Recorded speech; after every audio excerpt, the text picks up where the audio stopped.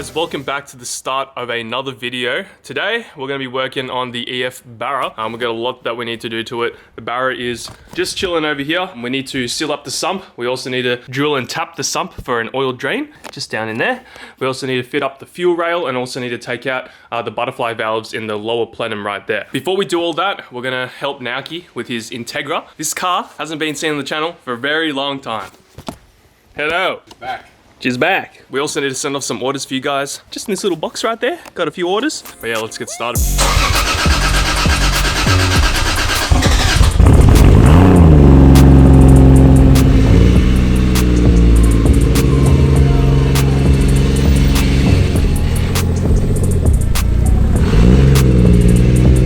Alright, so we're gonna head to the post office first. I don't know why I bothered packing up my chaser, putting it over there, because we've got these orders to send to you guys. So if you want to cop some stuff, BenkySpec.com.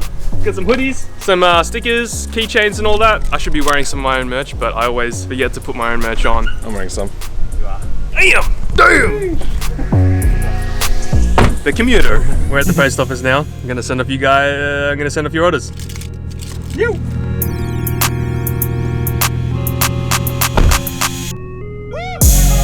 All done! I want to thank each and every one of you for copying stuff from the BenkySpec.com website. It helps me out more than you know, makes these builds possible, so hopefully you get them soon.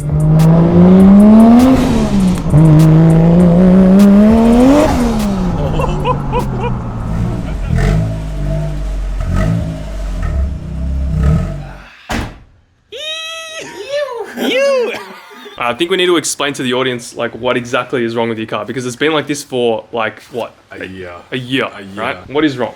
So essentially something's wrong with my VTEC. The code is reading VTEC solenoid malfunction. So I've replaced the solenoid with a different one, still going. So we think it's oil related. So I'm installing a oil pressure switch today. Which is like next to the oil filter on the back of the block. I'm getting low oil pressure, especially when I'm in VTEC, because it just feels gutless. It'll cross over, but it feels gutless. It's weird because this is a Honda, right? It's supposed to be super reliable, and I think every single problem that can go wrong with this thing has gone wrong. It's an old car, but honestly, like, thank God I got the Falcon, because the Falcon, the AU. Ultimate daily. But yeah, hopefully this will be the fix. If not, someone want to buy this car? How much?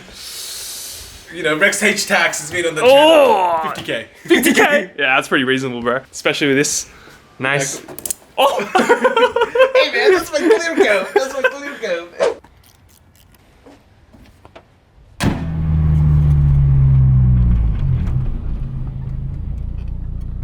Oh, stinky! Burns so much friggin' oil. It like fuel cuts. It feels like a fuel cut. And it feels gutless. It like still drives well though. It stinks like shit too. Yeah, it does. It's pretty bad. I don't think we've shown Will on the channel. He works for Sony. He's actually, should I tell him that you've given me Sony? You can say that, yeah, that's cool. Will's actually been providing some Sony gear behind the scenes, and he's just provided us with a new camera that we're going to test out for a few weeks. So you might see a change in footage in this video. What do you think of the garage? That's cool, man. I love it. So Will actually runs JZX Australia. I'll leave his Instagram right here. And if you want any JZX parts, go head over to his Instagram page. You want to tell them what you sell? Well, normally we just sell basically parts for chasers, crowns, basically any JZX or JZS model car. Yeah, for years we're getting parts from Russia, which is really cool. But unfortunately now it's kind of slowed down a little bit. But yeah, eventually we'll get back into it and then yeah, get those parts back in Australia. If people want parts and stuff, can they still hit you up? Yeah, hit us up. We'll see what we can do. Maybe you have something in the back. Yeah. Give us a follow anyway. So, yes. And then once we're back up and running, hit us up and yeah.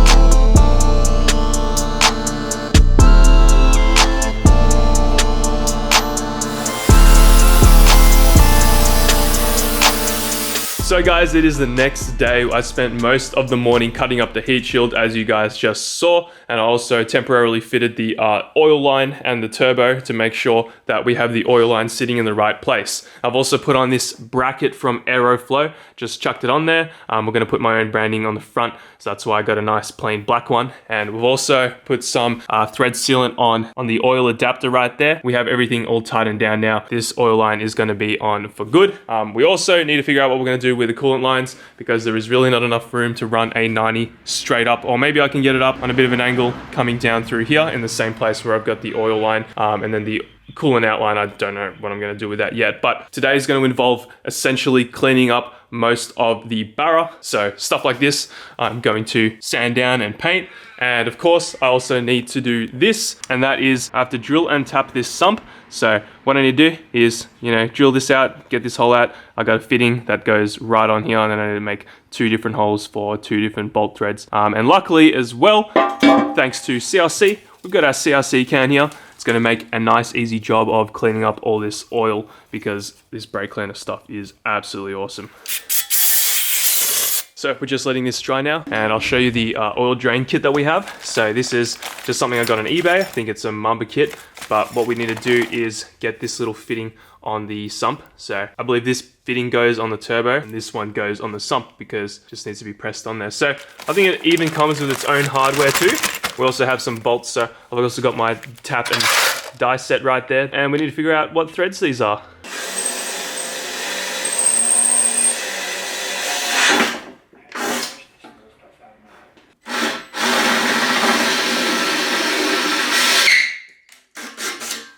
Oh my God.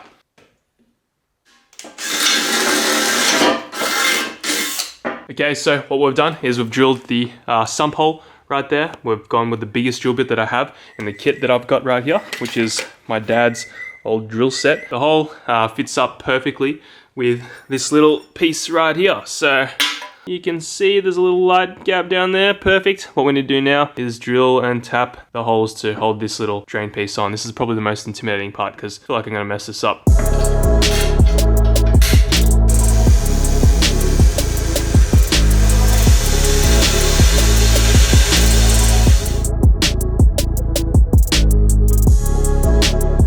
Test number 1, here we go. Come on. Oh. Like butter.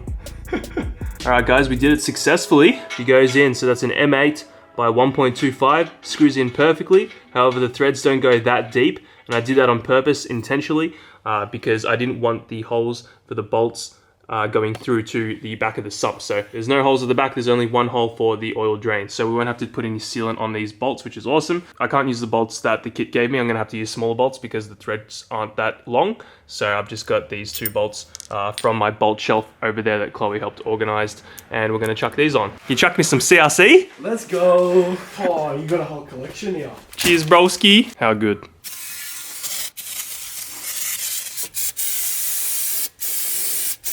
We've cleaned up the sump. Looks pretty dang good. We've got the fitting in here. I've just actually put some silicone instead of the paper gasket, because I find that silicone seems to be way more reliable than our paper gaskets. So I've just siliconed it up, put an extra bead around the bottom of where it can potentially spill. Now what we're gonna do is we're gonna seal up the sump. So I'm gonna get some silicone, and on this particular Barra sump, we need to put in 2 rubber seals here. So shout out to Dominator. I've got a whole gasket kit that I've used to reseal all of this Barra. And of course, this gasket kit also includes some stuff for the sump. So we've got these 2 little rubber pieces, and they will go just at the sump, front and back.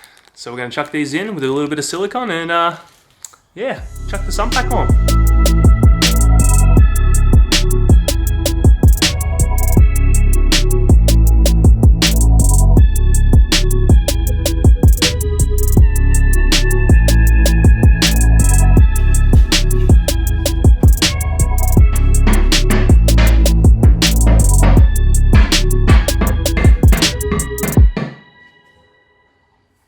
So you see those 2 bolts on the top? Oh. So a bit of a progress update on the Barra. We have painted some brackets right here. You can see the AC compressor bracket is painted. And if you come over here just underneath the turbo, we have the engine mount painted. You can't really see it with this lighting.